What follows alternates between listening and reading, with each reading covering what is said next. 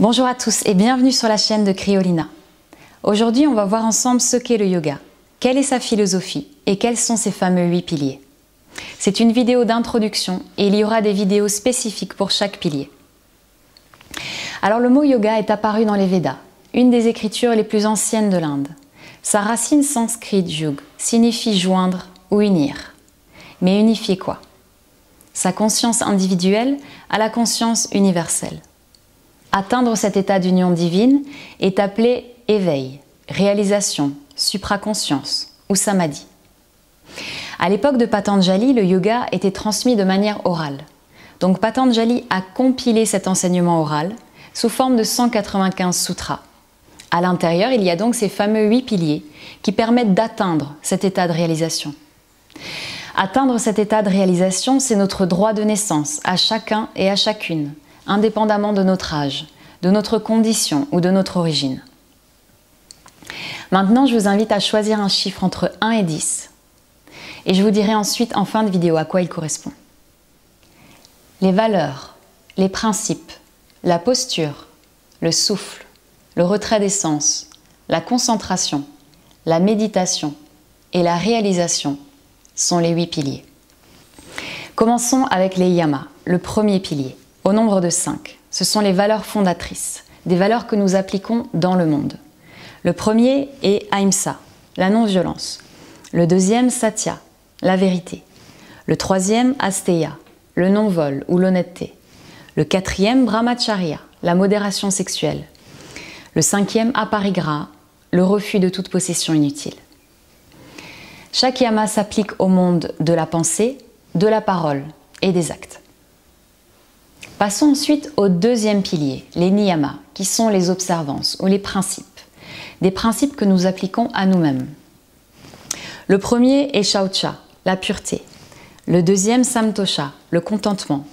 Le troisième, Tapas, la discipline. Le quatrième, Swadhyaya, l'étude de soi et des textes. Et le cinquième, Isvari Pradidhanani, le lâcher-prise au divin.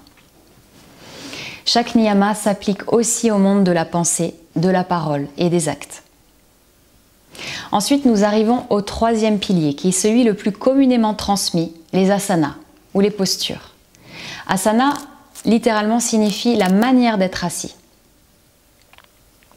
Ensuite, nous arrivons au quatrième pilier, le pranayama, qui est la discipline du souffle, qui signifie aussi le contrôle ou la maîtrise du prana, l'énergie vitale. Cette force qui soutient toute chose, qui imprègne tout. Donc ces 4 premiers piliers, ils sont considérés comme extérieurs, parce qu'ils agissent comme purification du corps et du mental, afin de permettre aux 4 prochains piliers, les étapes internes, de pouvoir se manifester pleinement. Donc dans ces étapes internes, il y a en premier le 5e pilier, pratyahara, retrait ou abstraction des sens, qui signifie aussi éloigner de ce que nous absorbons de l'extérieur. C'est la base de toutes les techniques internes. Ensuite, nous arrivons au 6e pilier, dharana, la concentration, qui signifie aussi celui qui garde, qui tient, qui protège. C'est le support pour fixer et entraîner le mental. Ensuite, nous arrivons au 7e pilier, dhyana, la méditation ou contemplation. C'est un état qui émerge spontanément de la concentration stable, ferme et agréable, du support comme du non-support choisi. Et enfin, nous arrivons au 8e et dernier pilier, le samadhi, l'éveil, la supraconscience, l'enstase, la réalisation. C'est là où nous nous éveillons à nous-mêmes, unis et absorbés dans l'absolu. Voilà donc pour cette courte introduction sur le yoga et ses 8 piliers. Donc le yoga, c'est beaucoup de pratique, peu de théorie. Donc si cela vous inspire, je vous invite à pratiquer, pratiquer et pratiquer encore sur le tapis et dans votre quotidien. D'ailleurs, quel était votre chiffre? Je vous mets à l'écran à quoi il correspond. Il correspond soit à un yama ou à un niyama. Et si le cœur vous en dit, je vous invite à partager quel était votre chiffre dans les commentaires et si cela résonnait particulièrement en vous en ce moment. Je vous remercie de liker, de vous abonner, de partager cette vidéo afin de soutenir la chaîne. Je vous dis à bientôt pour la prochaine vidéo qui sera spécifiquement sur les yamas. Et en attendant, prenez bien soin de vous et de tous les êtres. Telle est la voie du yoga.